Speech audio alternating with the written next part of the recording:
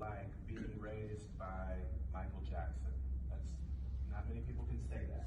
So a big one to positive. I just want to invite you to give some reflections on that, and what were some of the words of wisdom he imparted on you and your siblings? That's a very good question.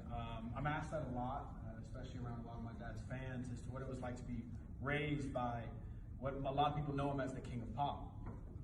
Obviously, I was named after that moniker as Prince. I'm very honored to share his name, Michael, as well. It's very interesting because a lot of people expect his fatherhood or his words of wisdom to be very different from their own parents because he was such an icon and such an image that many of us know and love. But to me, he was my father first and foremost. And I believe that he imparted on me knowledge that a lot of you may have already heard, and sometimes this may sound cliche, but when we were talking about this and I did a lot of reflection, I tried to think about the words that consistently came up. My father was a humanitarian first and foremost, above being the greatest entertainer of all time.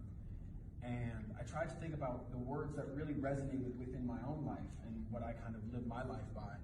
And the first one that came up was compassion. My father came from very humble beginnings in Gary, Indiana, a very large family in a very small house. So he understood the struggle that it was like, or what it was like to struggle, as well as what it was like to be prosperous. And he wanted us to always remember to never forget to have compassion for the less fortunate, because we can never truly understand where they're coming from. And we should strive to. We should strive to not necessarily put ourselves in their shoes, but to be there and to understand that there are struggles that, you know, like Sophia had mentioned, we do not know. And it's okay to understand that we don't know. And then that also goes into the second point that I was thinking about a lot, which is humility. Humility is a big thing to me. It was a very big thing for my father because he was the greatest entertainer of all time. And a lot of people would let something like that get to their heads, that they believe that because of how much work they put in, that they are socially higher because of status or something like that. But that's not the case. We're born all the same way, and we all die the same way. And it doesn't give you a right to treat someone differently. So going back to that compassion and having humility, you treat the janitor the same as you do the CEO.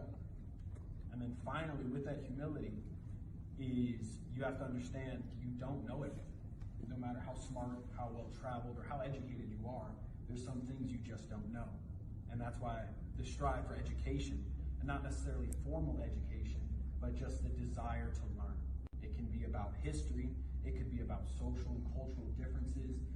It's just as long as you continue to have that desire to learn, you will be able to better yourself and to continuously better yourself, because you will never finish that journey of education.